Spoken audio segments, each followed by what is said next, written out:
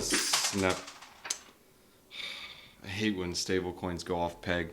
It is the worst, man. And everyone always talks about these different stablecoins like USDC, USDT, BUSD, GUSD, like all kinds of USD names. And it's like, what the snap? How do we know which one's safe and which ones aren't? I mean, do we want to buy something like UST where it says it'll have a $1 peg? Well, not really, because it's not a $1 peg. So in today's KuCoin DigiDive, I'm going to go ahead and deep dive into a couple of these different stablecoins so you guys can make your own decisions. If you guys would like to stay up to date in the crypto market, make sure you guys subscribe to the KuCoin YouTube channel. It's that red button below, click it. It's pretty cool. And if you guys would like to get 20% off trading, there's also a link in the description below. So the first stablecoin we're going to talk about is USDC.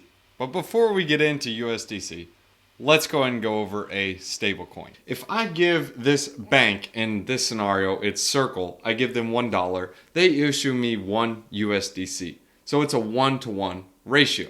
Now Circle, you can consider these guys the bank. I basically give them $1 and then they give me 1 USDC.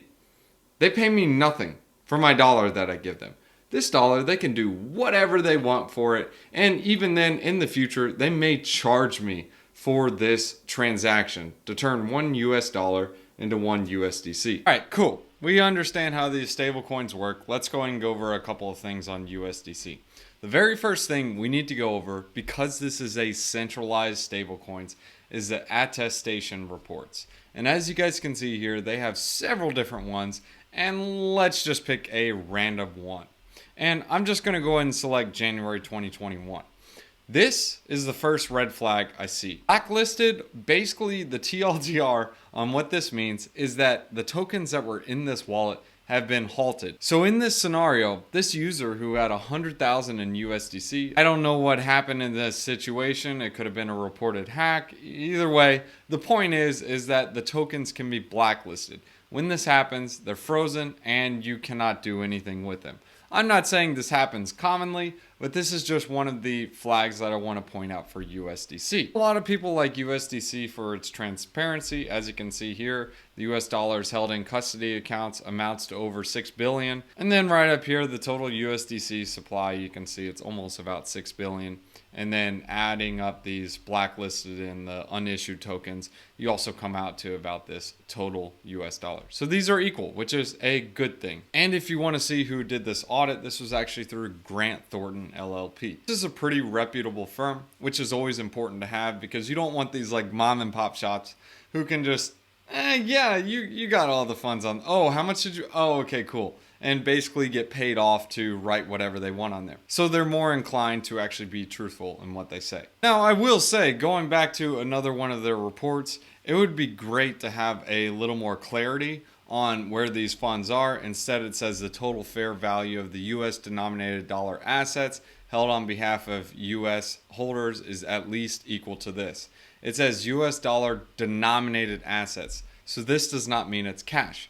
And actually, if you go over here on another article with Circle is the main company behind USDC, you can see they have 11.6 billion in cash. Now this is great and all, this is awesome, but there's over 50 billion USDC stablecoins in circulation.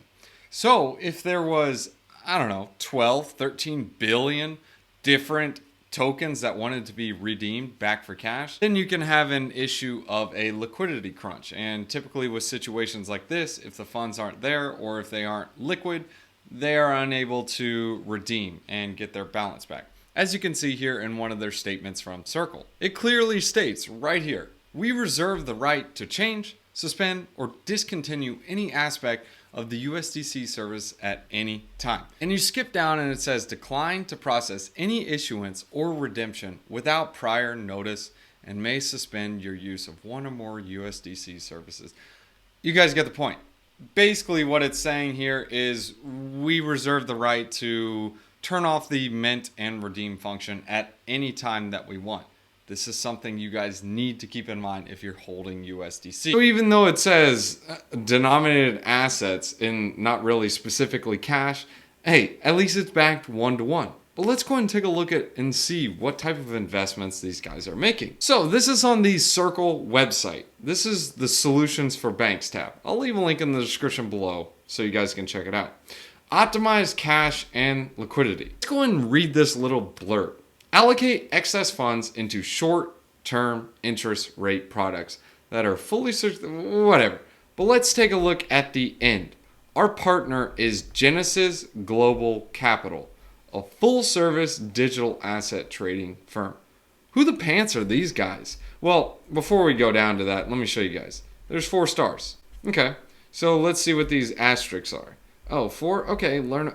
Oh, okay, let's take a look at these guys here. Let's see what these guys are. Oh, these guys are GenesisTrading.com. Oh, the same Genesis that faced hundreds of millions in losses as 3 Arrows Capital exposure. The same guys that are helping Circle are also invested in 3AC. Oh, the guys who went bankrupt. Oh yeah, those guys who lost billions. Huh. Wow, you don't say. Okay, wow, that's a lot of stuff, Drake. I guess I'm selling my USDC. Well, hang on. There are some other alternatives. This is what you need to understand with stablecoins. Stablecoins are not meant to store wealth. They are just for a short-term trade. So if you're looking to be in cryptocurrency, your goal at the end of the day is not to keep your wealth in stablecoins. This is not financial advice, of course, but the whole point in going into cryptocurrency is to get exposure to a asset class. That's if you're coming into crypto. It's not just taking fiat from the real world and bringing it into stablecoins or a decentralized manner. Keep in mind, a lot of these stablecoins that people think are decentralized or permissionless, they really aren't. Just like I showed you the terms and conditions with Circle, I also showed you some potential bad debt that could be in the system or even a liquidity crunch that can happen. These are just things you guys need to keep in mind. Second thing with stablecoin, it's good to diversify between a group of stablecoins. That way if one stablecoin goes down, you don't lose everything. You will have it in different baskets. That way if one fails, you still have one that works. Third, if you have exposure to the token, know where your risk factors are and monitor them closely. Nobody's going to be perfect. Nobody's going to be pristine. But in these type of scenarios, you need to know your risk factors and manage your risk. These could be like limiting redemptions. This could be bad debt. This could be excess lending of treasury assets. You name it. Centralized or decentralized, you need to look into these protocols or these systems like a bank. Remember how these systems work. Collateral. This could be like Bitcoin, Ethereum. This could be fiat or even other assets are deposited into these systems and stable coins are issued in return. This works centralized or decentralized. If a bank is insolvent or doesn't have your money, then I hate to break it to you. Your money is not there. So keep these in mind and understand your risk factors with these different systems. Now let's go ahead and go over another one. This is Paxos. Now Paxos has a couple of stable coins. It actually has Pax, which is now called USDP, and it has BUSD. These are the two stable coins pegged to the dollar. They also have a gold one as well. BUSD is the same thing. It's just Binance's version. So if you guys didn't know, Paxos actually right here, as you can see, has a partnership with PayPal, and they are also regulated in the United States. They also run the exchange called itBit. This is mainly built for institutional traders, as you guys can see here, but this is just something to note. So let's go into this USDP token. The USDP token is similar to USDC. It's redeemable 1-to-1, it's regulated, and the difference between USDP and USDC is that most of the assets are held in cash and cash equivalents. This was the latest attestation report. It was almost $1 billion USDP, and they had almost $1 billion in assets. These are in US dollars, as well as US-backed treasuries for USDP token holders. As of May, 96% of the treasury assets are in cash. So this is something important to understand. That way, if people were to redeem 96% of all the USDP tokens, it would be there. Whereas the other 4% is in short-term US Treasuries, which these could be like bonds. With them is the accounting firm behind this audit, which is actually a pretty reputable firm. So one of the main reasons why I like USDP over USDC is that most of the assets that it has are in cash. Second, they aren't linked to any of the firms or funds that are a bit underwater from the recent fall with Three Arrows Capital causing others to fall as well. I also like that in their terms and conditions, they don't lay out and say, hey, at any given time, we can turn off the redeem and mint function, which is an important fact because if you can't redeem it, well, then there is no stability in it, which is something important to understand. The next alternative I want to talk about is GUSD. This is the Gemini dollar. The Gemini attestation reports for the GUSD dollar are through BPM. This is a pretty reputable accounting firm. I'll leave a link in the description below so you guys can check out their LinkedIn as well as their website. So going back to GUSD, the funds that are deposited in order to get issued GUSD are stored in different forms. They are either in US dollar cash portions or in short-term treasury assets. This is important to understand because both of these are backed by the US government. So always having that one-to-one backing is important to have.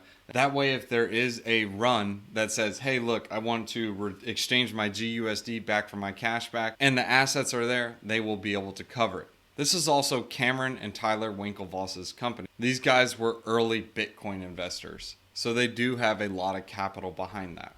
Now, there is one thing that I want to point out with GUSD is this part. Pause, block, or reverse token transfers in response to a security incident. Now, it's one thing that it's a security incident, but still, it's the ability to pause, block, or reverse a transfer. This is not the ethos of cryptocurrency, but still, this one, in my opinion, is a little more transparent as well as USDP compared to USDC. Now, GUSD and USDP compared to USDC, in my opinion, is a better alternative. The reason being is that USDP and GUSD do not have that clause that says, hey, we can decline to process any issuance or redemption without prior notice and may limit or suspend your use of one or more USDC services at any given time. That is important to understand. And also, like I showed, with the potential of the liquidity crunch of the cash on hand and exposure to someone like Genesis Trading. And remember, stablecoins are not meant to store your wealth. They are used for a means of transfer. They're not meant to be held long-term, in my opinion. If you guys are dabbling in stablecoins, remember, what's the ethos of Bitcoin and cryptocurrency? It's trying to create an asset that is unable to be inflated or printed away. And if you're going to the dollar, well, I mean, why not just hold the dollar? So just things to keep in mind. Let's go ahead and hit you guys with a wisdom one-liner. Proverbs chapter 13 verses 16. All who are prudent act with knowledge, but fools expose their folly. Be wise. Think about what you're doing before you actually do it. I hope you guys enjoyed this KuCoin DigiDive. And if you guys enjoyed this DigiDive, make sure you hit the like, subscribe, and that bell button. That way you guys are notified every time we make a new one. If you guys would like to go ahead and get started trading, links in the description below. You can check out some of our previous videos here, and like there. We'll see you guys in the next one.